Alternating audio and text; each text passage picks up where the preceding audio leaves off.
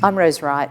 I'm the Managing Director of Regionality and I'm facilitating an Agritourism and Agri-Innovation business development program for the ACT Natural Resource Management Group. We really look at the whole farm and the whole business to see how we can help farmers build resilience in their business model, to look at ways to diversify, innovate and value add. And for some of them it's a pathway to market, so looking at how they can create direct sales of their product to the consumer directly or through an experience.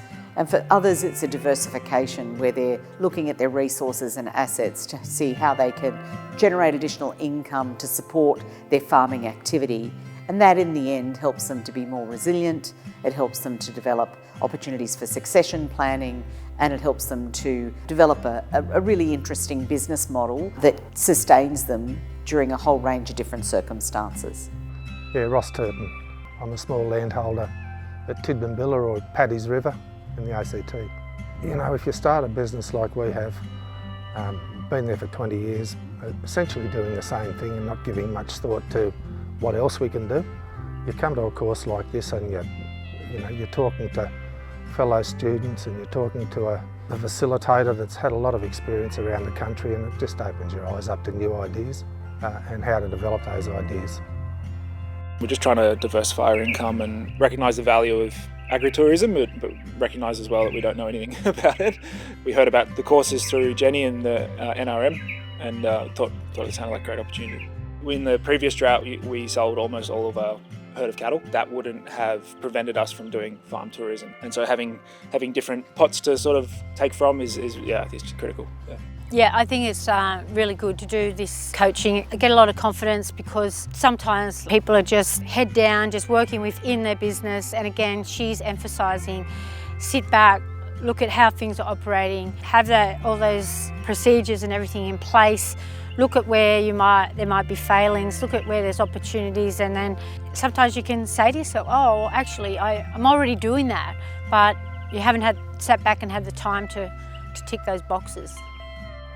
Yeah, well, I've got quite a small farm in 82 hectares or roughly 200 acres.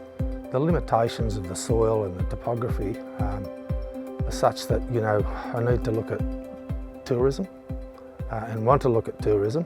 I've got a few grapes on the place, I've got a few animals, and I was just looking for an additional source of income, particularly in times of drought, to carry one through hardship, and also something that doesn't really detract from the value of the land. Resilience, I suppose resilience is having other forms of income. Well, I think you need to. I don't think everybody has the full picture. Some people may have had the opportunity to do business courses, but this is specific to farming and it's specific to agritourism. So we're looking at all the key factors that make up that business, and the decision makers that you need to go through before you actually commence or continue in such a business.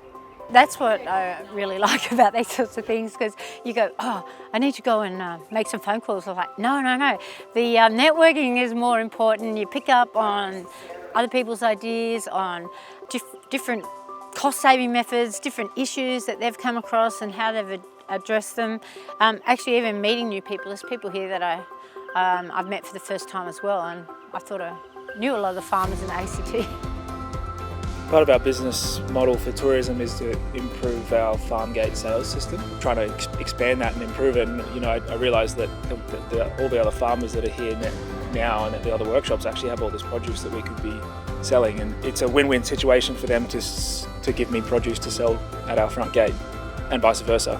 And it's just a sort of untapped market, and so that's something that's directly just come out of the networking that's happened at the workshops, is that we can sell maybe some cut flowers and some cider or whatever it is that other people are selling here. The more we can support farmers to innovate and diversify, it will help them to be financially viable on these farms. It will help them to maintain the land in productive capacity. It will create jobs, it will create investment, and it will attract visitors to come here, eat the food, drink the wine, and really experience what's unique about the capital.